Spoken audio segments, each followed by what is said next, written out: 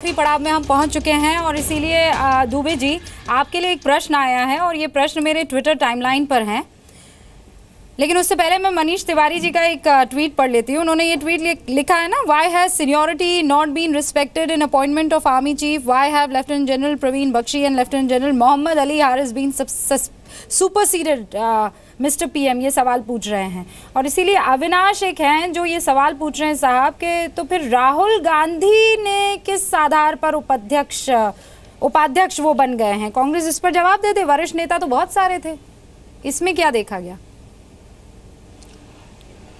नहीं, कांग्रेस जी बिल्कुल ठीक कहा आपने। कांग्रेस पार्टी मैं राहुल जी की नियुक्ति को लेकर और सेना अध्यक्ष की नियुक्ति को लेकर क्या समानांतर व्याख्या करना चाहती हैं आप किसी राजनीतिक दल की नियुक्ति को लेकर? और अब चूंकि दोनों हमारे मूर्धन्य सेना से जुड़े हुए विशेषज्ञों ने कहा कि हमको इसको राजनीति से अलग रखना चाहिए, तो मुझको नहीं लगता कि इसको मिलाकर देखना चाहिए। लेकिन हाँ, मैं ये वक्तव्य ज़रूर दूंगा कि कांग्रेस पार्टी ने युवाओं को अग्रणी भूमिका देने के दृष्टिगत हम सब लोगों ने, शीर्षस्थ नेतृत्व ने राहुल जी को ये दायित्व दिया है और हमें प्रसन्नता है कि एक प्रशस्त मार्ग वो दे रहे हैं ताकि हम देश को आगे प्रशस्त मार्ग की ओर ले जाएं और प्रतिपक्ष भी सरकार की दिशा का निर्धारण कर सके। इस पर हम काम मतलब आप ये कह रहे हैं ना कि कन्वेंशन से हट के आपने ये कदम उठाया है क्योंकि आप बेहतरी देख रहे हैं, है ना? इसका मतलब यही है ना सर?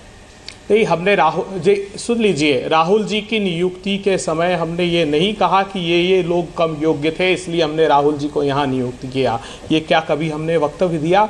राहुल जी ने तो हमेशा से सामूहिक नेतृत्व की बात की है, किसी भी पद पर हो, लेकिन सामूहिक नेतृत्व का प्रश्न उन्होंने देश के सामने रखा है। आज जो हमने सवाल खड़ा किया था, आप मनीष तिवारी जी के वक्तव्यों को देख लीजिए या पूरे मेरे वक्तव्यों को देख लीजिए। हमने कहा कि नए थल सेना अध्यक्ष की खूबियों पर कतई प्रश्न न खड़ा किया है, न खड़ा किया जाना चाहिए। हम सब दृढ़ता से साथ हैं इस निर्णय के। लेकिन ये कहना कि ये कम योग्य और ये अधिक योग्य, तो सरकार कोई मंशा पर हमने सवाल किए राजनीतिक दृष्टिकोण से, और राजनीतिक सवाल है वो, क्योंकि अभी तक संस्थाओं के प्रति जो आचरण सरकार का रहा है, सवालों का भी जो जनरल बख्शी ने ब्रेक से पहले उठाए थे, इन दोनों पर आप जल्दी से अपनी प्रतिक्रिया दे दीजिए।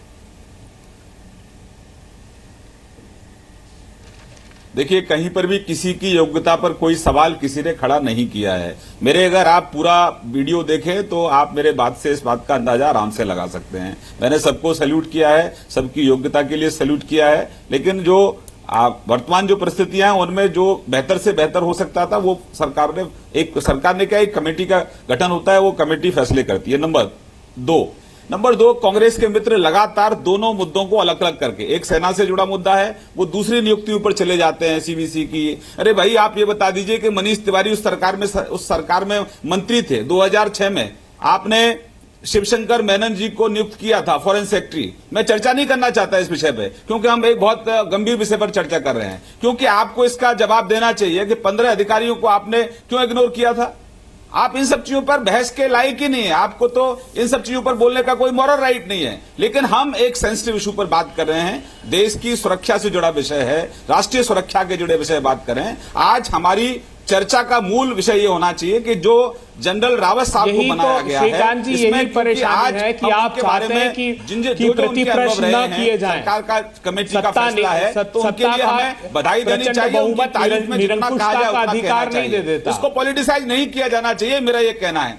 जहां तक, अरे सुन लीजिए साहब, मैंने आपको, अरे आप कम से कम पेशेंस तो रखिए, पेशेंस रखिए सर। आप जनरल बख्शी साहब का जहां तक आप बात कर रही हैं, जनरल बख्शी साहब के सुझाव हमारे लिए हमेशा से बहुत महत्वपूर्ण रहे हैं। जनरल बख्शी साहब हों या और हमारे सीनियर ऑफिसर्स हों, एक्स आर्मी मैन हों, उन सबके सुझाव हमारे लिए बहुत महत्वपूर्ण रहे हैं। और निश्चित रूप से इनके सुझावों पर, अन्य लोगों के सुझावों पर भी सरकार गंभीरता से विचार करती है।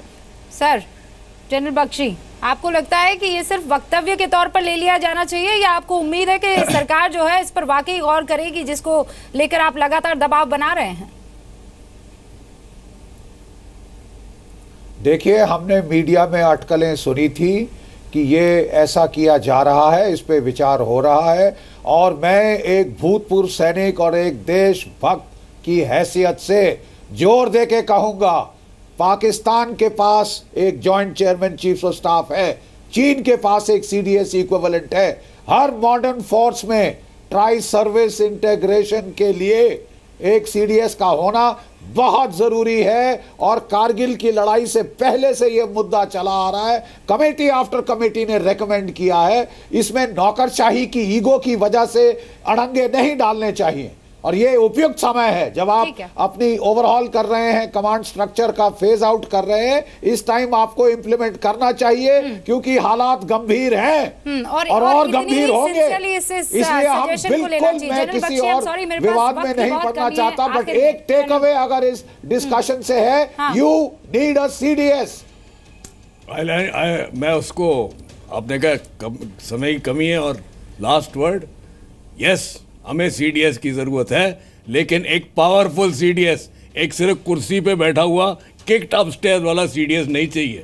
जिस तरह के आपके कैबिनेट में सही नहीं बैठा तो प्रेसिडेंट बना दिया, उस तरह का सीडीएस हमको नहीं चाहिए। तो सीडीएस है 1 point contact with full power और तीनों चीफ उसको रिपोर्ट करें, फिर वो सीडीएस काम का है, नहीं तो ये काम नहीं आएगा। इस बहस में देखिए 2 कदम हम आगे बढ़े हैं क्योंकि 2 बड़े बहुत सीनियर वरिष्ठ यहाँ अधिकारी सेना के हमारे साथ जुड़े हुए थे और उन्होंने ये बात कही है कि बात सिर्फ इस अपॉइंटमेंट तक नहीं रुक जानी चाहिए आर्मी चीफ के, अब सीडीएस की मांग भी भारत के ये तमाम सीनियर्स आर्मी पर्सनल करते हुए नजर आ रहे हैं। बहुत बहुत शुक्रिया, लेकिन कुल मिलाकर ये कि इन सारी चीजों में पॉलिटिक्स तो कहीं नहीं आनी चाहिए। आप सभी का बहुत बहुत शुक्रिया जुड़ने के लिए। देखते रहिए जी।